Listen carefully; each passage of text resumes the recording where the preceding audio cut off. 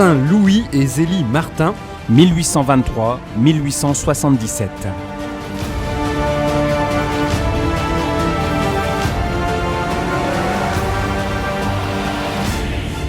En octobre 2015, la canonisation des époux Martin, les parents de Sainte Thérèse de Lisieux, rappelle à la France qu'elle est appelée à la sainteté par ses fils et ses filles qui y vivent à l'imitation du Christ.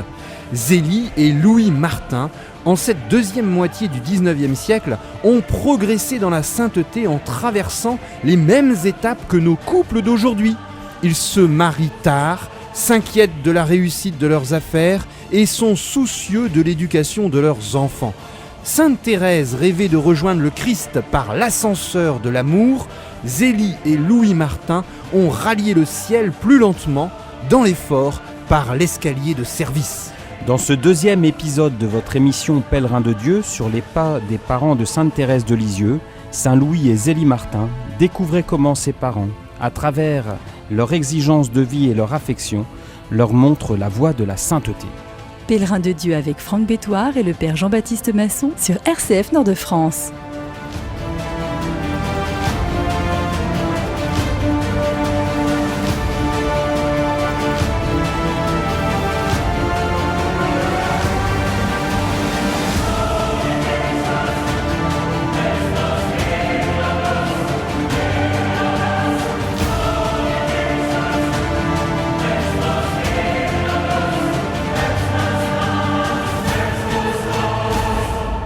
Louis et Zélie Martin, le 19e siècle en France, en Normandie. La première émission s'est achevée sur leur providentielle rencontre en 1858. Ils se marient et après une année d'attention réciproque, d'entrer dans le mariage par une petite période de chasteté qu'un confesseur judicieux leur a demandé d'interrompre, ils vont s'engager pleinement dans la vocation des parents et avoir des enfants. 9 enfants vont naître dans ce foyer, mais 5 seulement vont survivre. Alors, la grâce et la joie des naissances vont se succéder. 4 premiers enfants naissent entre 1860 et 1865. La première née des Martins s'appelle Marie. Qui voit le jour en 1860, au terme d'ailleurs d'une grossesse difficile qui donne bien des inquiétudes à Zélie. Marie sera la préférée de son père, qui la surnomme le Diamant. Puis Pauline, la deuxième, née le 7 septembre 1861, c'est elle qui physiquement et moralement se rapproche le plus de la maman de Zélie, et elle est dans une lettre de la maman, elle explique elle fait le portrait de sa deuxième fille âgée d'1 an et demi. Je la cite: « Tu ne sais pas combien elle est gentille et caressante, elle vous embrasse sans qu'on lui dise à toutes les minutes, elle envoie des baisers au bon Jésus, elle ne parle pas, mais elle comprend tout, enfin c'est un phénix », elle écrit à son frère. Ensuite, la troisième fille, Léonie, le 3 juin 1863, qu'on pourrait appeler la pauvre Léonie. Tous les parents savent que, avec les mêmes parents, les enfants sont très différents. Alors que les 2 sœurs aînées sont plutôt brunettes, pleines de vitalité, Léonie est blondinette, aux yeux bleus, mais très frêle de constitution, et elle va enchaîner maladie sur maladie, avec en plus un tempérament indomptable et souvent désagréable, provoquant une grande inquiétude de la part de sa maman. Et Léonie va d'ailleurs bénéficier d'un pèlerinage à pied à Notre-Dame de Sées, à 21 km au nord d'Alençon, de la part de son père. Enfin, on a Hélène, la 4e fille, le 3 octobre 1864, qui agrandit la famille. Zélie n'est pas en mesure de la nourrir au sein comme les 3 autres filles, et elle va devoir confier sa fille à une nourrice. Tout se passe bien, mais cet échec de l'allaitement s'explique peut-être par l'avancée sournoise de la maladie, d'une maladie de son sa tumeur au sein, dont Zélie commence à se plaindre à son frère pharmacien l'année suivante. Enfin, dernier moment qui clôt un petit peu cette première partie de la vie des Louis et Zélie Martin, c'est le décès, premier décès, Pierre-François Martin, le père de Louis, qui va mourir après avoir été accueilli à l'intérieur de la famille Martin. Alors ce décès qui survient le 26 juin 1865 marque profondément Zélie, puisque c'est l'irruption en quelque sorte de la mort dans la vie du foyer. Pierre-François Martin avait été accueilli par son fils Louis depuis son installation à Alençon, et Zélie, donc la maison avait été aménagée aussi pour les parents quand le foyer de Louis et Zélie s'était installé, et donc Zélie avait toujours connu cette présence paternelle de son beau-père, qu'elle aimait beaucoup. C'était un homme simple, très rigoureux, avec cet esprit militaire mais teinté d'affection, qui s'exprimait pas énormément mais qui marquait beaucoup par sa présence. Et donc lorsqu'il meurt, non seulement c'est un choc affectif pour elle, mais aussi elle découvre la mort. Alors elle écrit à son frère Isidore: je te l'avoue, la mort m'épouvante. Je viens de voir mon beau-père, il a les bras si raides et le visage si froid, et dire que je verrai les miens comme cela ou qu'ils m'y verront. Si tu es habitué, puisque son frère est pharmacien et qui voit souvent des morts, si tu es habitué à voir la mort, moi je ne l'ai jamais vue d'aussi près. Et donc Zélie fait cette première expérience, et on voit dans son tempérament, elle a ce grand désir de vie, elle aime la vie, Zélie, par rapport à sa sœur qui est entrée aussi en religion, elle était plus intérieure, plus contemplative. Elle, quand elle pensait à la vocation religieuse, c'était plutôt pour être dans le monde, une sœur apostolique, donc elle a ce grand désir d'aimer, de se dévouer, et un grand désir de vie. Elle est très active, et voilà que donc la mort la surprend une première fois, et 2 ans plus tard, donc le 14, enfin un an et demi après ça, le 14 février 1867, elle a donc la joie de donner naissance à un petit garçon. C'est son premier garçon, donc Joseph Louis, et donc cet enfant va vivre très peu de temps. Alors elle disait à la naissance de son petit Joseph: je viens de voir mon petit Joseph, oh le beau petit garçon, qu'il est grand et fort, c'est impossible de désirer mieux, je n'ai jamais eu d'enfant qui vienne si bien, à part Marie, donc son aîné. Ah, si tu savais comme j'aime mon petit Joseph, je crois ma fortune faite. Malheureusement, ce petit Joseph va tomber malade assez vite. Alors il y aura une première alerte, et puis donc il se remet, et finalement donc à peine âgé de 5 mois, il décède. Alors premier grand deuil, donc la perte de cet enfant. Et puis l'année suivante, c'est la maladie d'Hélène. Alors le réflexe de Zélie, c'est de prier son petit Joseph. Donc elle l'appelle son petit ange, donc qui veille sur la famille. Et Hélène guérit. Et puis c'est une deuxième naissance de garçon en 1867. Il y a Joseph Jean-Baptiste qui naît, et malheureusement donc qui naît donc contrairement à son frère aîné qui était né en bonne santé, lui il naît avec une mauvaise santé, et donc elle dit: j'ai vu le petit Joseph aujourd'hui, il a été malade pendant près de 15 jours, alors il a fort maigri, il n'est pas très robuste, et ce Joseph va finir par décéder donc assez rapidement. Alors c'est vraiment un grand déchirement pour Zélie, pour qui sa vocation c'est d'être mère. Elle dit dans une de ses lettres: je suis née pour être maman, et donc elle porte ses enfants, et elle a ce désir de donner la vie qui ne s'éteint pas avec la mort de ces 2 garçons. Et puis un autre deuil dans ce temps proche, donc dans ces années marquées fort par la mort, c'est celle de son père, Isidore Guérin, voilà, qui décède également. Voilà, donc Zélie, elle fait donc à ce moment-là fait une espèce de dépression, puisqu'elle est comme hébétée, elle vit sa peine très fortement avec une espèce de stupéfaction, mais elle le vit pas de façon expansive. Elle est peinée, elle parle peu, et donc elle va vivre cette période dans une grande souffrance intérieure. Vivre d'amour, c'est donner sans mesure, sans réclamer de salaire ici-bas. Sans compter, je donne étant bien sûr que lorsqu'on aime, on ne calcule pas. au cœur divin débordant de tendresse. J'ai tout donné, légèrement je cours. Je n'ai plus rien que ma seule richesse. Vivre d'amour, c'est bannir toute crainte, tout souvenir des fautes du passé. De mes péchés je ne vois nulle empreinte. En un instant l'amour a tout brûlé. Flamme divine, aux très douce fournaise. En ton foyer je fixe mon séjour. C'est dans tes feux que je chante à mon aise. Je vis d'amour.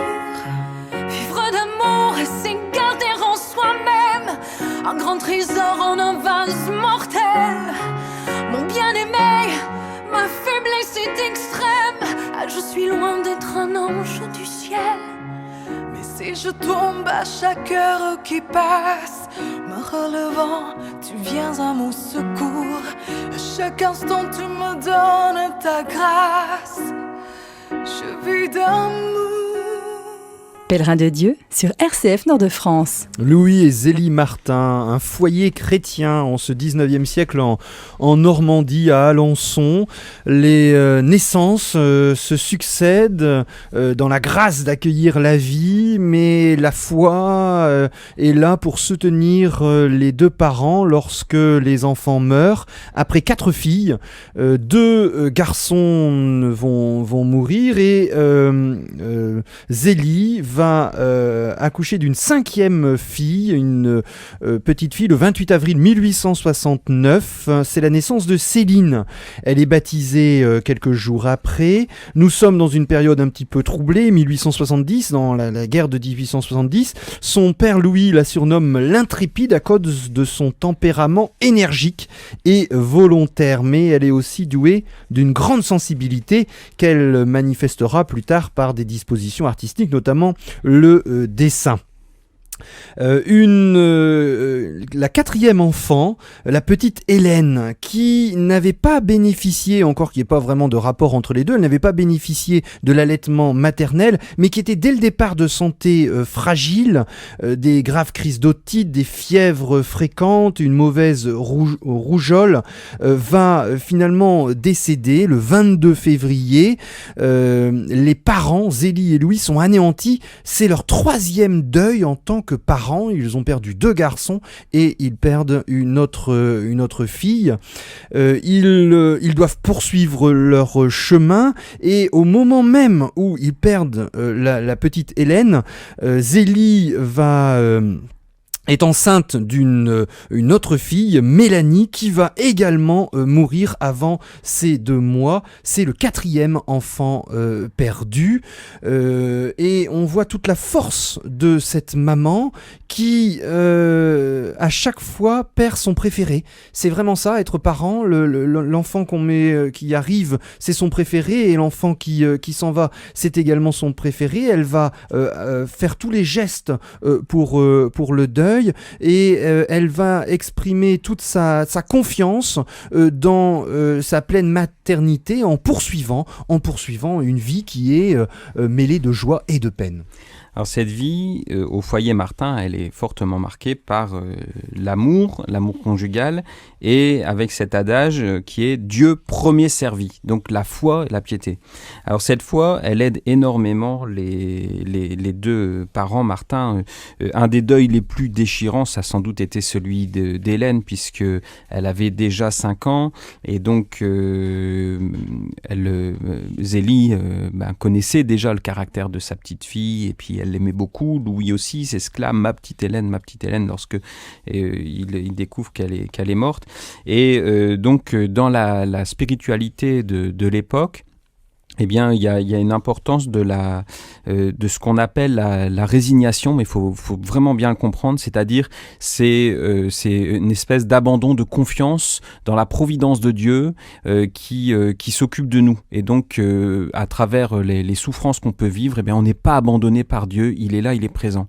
Et ce qui est très beau, c'est de voir que Louis et Zélie, à travers ces deuils qui les bouleversent jusqu'au plus profond d'eux-mêmes, continuent à garder foi foi en Dieu et à vivre la confiance dans la vie, à retrouver l'amour de la vie aussi à travers leur foi. Alors donc dans la spiritualité du foyer, il y a des pratiques très marquantes. Donc Louis, c'est en quelque sorte un pèlerin sur la terre, puisque c'était cette vocation aussi de se consacrer à Dieu. Il investit dans son mariage et il vit comme époux et comme père de famille. Alors il va faire des démarches de pèlerinage. Il en fait, vous l'avez dit, une pour Léonie. Il obtient la guérison de sa fille Léonie. Il en a fait un aussi pour Hélène, qui avait été une première fois malade. Il va obtenir sa guérison avant qu'elle retombe malade et décède. Et puis il y a cette pratique des pèlerinages. Il y a aussi la dévotion à Notre-Dame des Victoires à Paris. Donc dans ces années dans ces années où il était passé à Paris, 58-60, il a découvert cette piété, cette dévotion à Notre-Dame des Victoires qui marque profondément le couple. Et régulièrement, Zélie, quand son frère vivait à Paris, elle lui écrivait: s'il te plaît, même si tu n'as pas beaucoup de piété, rends-moi un petit service, dépose un cierge à Notre-Dame des Victoires, n'aie pas honte, personne ne te verra, tu n'es pas connu là-bas. Et donc elle charrie un peu son frère de cette manière-là. Et très régulièrement, ils vont prier Notre-Dame des Victoires, et ils ne manquent pas, lorsqu'ils vont à Paris, ou lorsque Louis, pour ses affaires, va à Paris, il ne manque jamais de passer à Notre-Dame des Victoires. Et puis il y a aussi la piété eucharistique qui est très forte, notamment chez Louis Martin. Il va faire partie des congrégations, des confréries du Saint-Sacrement pour l'adoration perpétuelle. Et donc il y a cette piété eucharistique qui est au cœur de leur vie. Il y a la messe tous les jours. Louis va à la messe tous les matins à 6h. Et puis donc les deux, c'est une famille qui est profondément ancrée dans la foi, avec une prière familiale et puis un rythme. On vit au rythme de Dieu en quelque sorte dans cette famille. Alors cette vie de prière est maintenue avec une activité professionnelle débordante. Petit rappel, Louis est horloger et il a une activité d'horlogerie bijouterie. Il est d'ailleurs très apprécié avec une clientèle fidèle. Un client occasionnel dit à sa fille: « Je t'offre une montre que j'ai achetée à un monsieur Martin qui m'a fait une grande impression, c'est un saint. » Et parallèlement, Zélie, elle, va rapidement se mettre à son propre compte en s'affranchissant d'une maison parisienne, et Louis va en même temps de son activité propre épauler son épouse en devenant coursier commercial afin d'attirer les commandes. Et donc on a une vie très, très fournie, et finalement en 1871, Louis, qui a 48 ans, va se consacrer à plein temps au commerce de son épouse, qui a, elle, 40 ans, en devenant le gestionnaire et en déménageant. On est toujours à Alençon, mais ils vont prendre quelque chose de plus spacieux et abandonner le double commerce familial, puisque vous vous souvenez, dans la première émission, on avait vu que Zélie Martin avait simplement pris son activité dans le dépôt de boissons de ses parents. Donc là, ils remettent tout à plat et conjuguent à la fois leur vie de prière, leur activité professionnelle.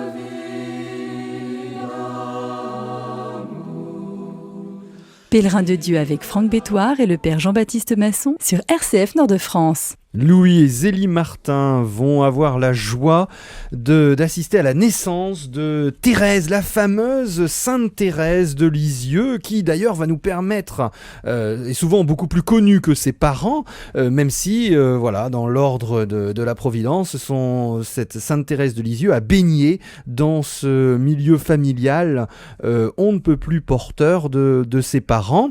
Alors, cette petite Thérèse, je vous rappelle que la succession des naissances a également été difficile avec de nombreux enfants qui sont morts en bas âge. La petite Thérèse doit faire face à des difficultés d'allaitement, impossible de lui faire reprendre le sein.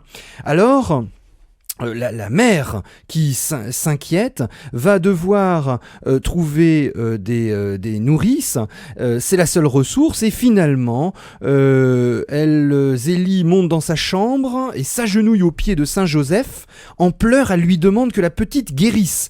À l'étage, il y avait la nourrice qui avait été appelée, la nourrice Rosalie Taillé de Sémalé, un petit village à côté d'Alençon, qui avait d'ailleurs offert ses services à l'un des garçons, et puis la mère, après avoir fait ses prières, Zélie, elle redescend l'escalier et elle voit que la petite Thérèse tétait de tout son cœur. Alors, elle va être, on va avoir d'autres événements qui vont marquer leur enfance, mais notamment Marie, l'aînée, qui est atteinte de fièvre, mais qui va guérir grâce notamment à un nouveau pèlerinage de Louis, cette fois-ci à 6 lieues d'Alençon, à la butte Chaumont.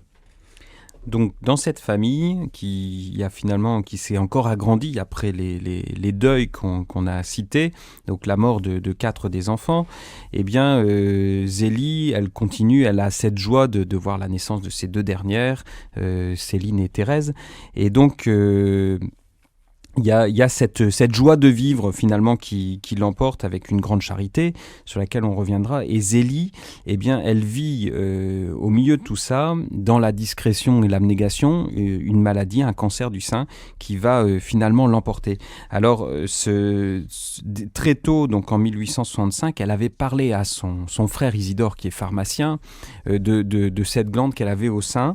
Donc, elle lui dit, tu sais que, étant jeune fille, je me suis donné un coup dans la poitrine à l'angle d'une table. On n'y fit pas alors attention, mais aujourd'hui, j'ai une glande au sein qui me cause de l'inquiétude, surtout depuis qu'elle me fait souffrir. Et son frère, en fait, qui était pharmacien, qui n'était pas médecin, va lui conseiller des remèdes, mais qui sont tout à fait inadaptés. Une opération était possible, elle avait été mise au point, mais il aurait fallu un bon diagnostic. Et au moment où elle commence à en parler, à s'inquiéter de cela, c'est là que sont survenus le deuil de son beau-père, de ses enfants. Et donc, Zélie, elle s'inquiétait un peu pour sa santé, mais elle a mis cette inquiétude sous le boisseau. Et finalement, elle s'est dévouée entièrement. Et au moment où la maladie se remanifeste, donc plus de 10 ans après, en 1876, il est alors trop tard pour une opération. Et donc, Zélie va commencer à souffrir énormément, et puis elle sera emportée par ce cancer. Alors, elle veut se soigner, donc elle désire vivre, elle a envie de vivre, mais à ce moment-là, la maladie a trop progressé, donc elle envisage la mort, en s'inquiétant beaucoup pour son cher Louis, en s'inquiétant pour ses enfants. C'est pour ses enfants et pour son époux qu'elle a envie de continuer à vivre, mais finalement, elle envisage un pèlerinage à Lourdes aussi pour demander sa guérison. Mais finalement, c'est la maladie qui va l'emporter, et donc elle laissera ses enfants encore jeunes au bon soin de son époux. Et pendant qu'elle doit lutter contre ce cancer qui la ronge, elle va soutenir sa sœur Marie d'Osité, qui elle est religieuse et qui va mourir avant elle. Et on a une correspondance magnifique. Elle-même qui est touchée par la maladie, elle soutient sa sœur qui se dégrade fortement en lui racontant des petites anecdotes. Alors notamment dans le repas familial du soir, c'est Zélie qui explique, elle veut servir la soupe, et en enfonçant la cuillère, elle a une une grande résistance, et en fait c'était le torchon de vaisselle qui avait été placé à l'intérieur de la soupe, ce qui a fait rire évidemment tout le monde. Sa sœur en février 1877 va mourir, et elle-même, Zélie, va être emportée par ce cancer, cette maladie si actuelle, et nous avons des témoignages magnifiques du Louis, le papa, qui, avant la mise en bière, lors de l'enterrement, va prendre Thérèse, la future sainte Thérèse de Lisieux, dans ses bras et lui dit « Viens embrasser encore une fois ta pauvre petite mère ».